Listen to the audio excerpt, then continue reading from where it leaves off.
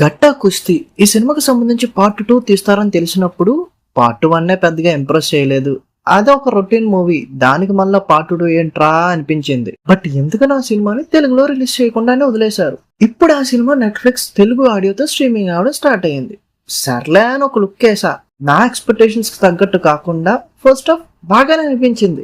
అరే నేను అనుకున్నట్టు కాకుండా ఫస్ట్ పార్ట్ కన్నా ఈ సినిమాని బాగానే తీసుకెళ్తున్నా, మేబీ బాగుండే అవకాశాలు ఉన్నాయేమో అనుకోవడం జరిగింది ఫస్ట్ హాఫ్ చూసి. బట్ సెకండ్ హాఫ్కి వెళ్ళిన తర్వాత లేదు నేను అనుకున్నదే కరెక్ట్, కాకపోతే కొంచెం టైం పట్టింది అంతే. సెకండ్ హాఫ్కి వెళ్ళిన తర్వాత ఏం లేదు, అదే రొటీన్ స్క్రీన్ ప్లే.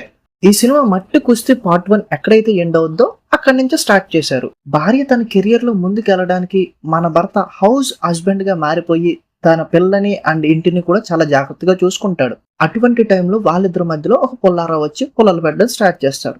దాని తర్వాత ఇద్దరికి మిస్అండర్స్టాండింగ్స్ వచ్చి ఇంటర్వెల్ కి ఒక సీరియస్ గొడవ అయ్యి వాళ్ళిద్దరు విడిపోవడం జరుగుద్ది. అక్కడ దాకా ఓకే, భార్యాభర్తల మధ్య కిల్లి కజ్జాలు, భర్త ఇంకో అమ్మాయితో మాట్లాడితే భార్య ఫీల్ అయిపోవడాలు, అవన్నీ కూడా మేము ఎప్పుడో చూసేసాం. మళ్ళీ అయ్యే చూపిస్తుంటే ఇరిటేషన్ వచ్చేస్తుంది.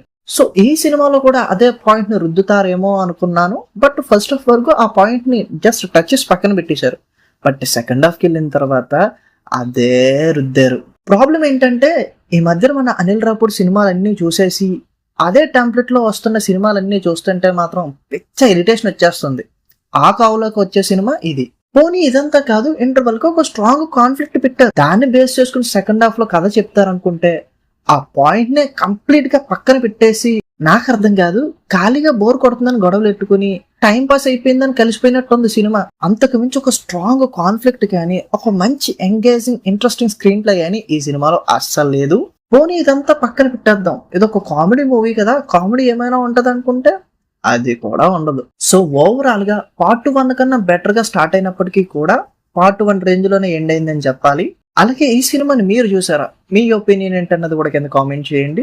సో ఇదే ఇక్కడికి if you like this video ఒక లైక్ చేసుకోవడంతో పాటుగా మీరు ఇంకా మా ఛానల్ ని సబ్స్క్రైబ్ చేయకపోతే ఒకసారి ఛానల్ చెక్అౌట్ చేయండి. నచ్చితే మాత్రం సపోర్ట్ చేయండి. Thank you.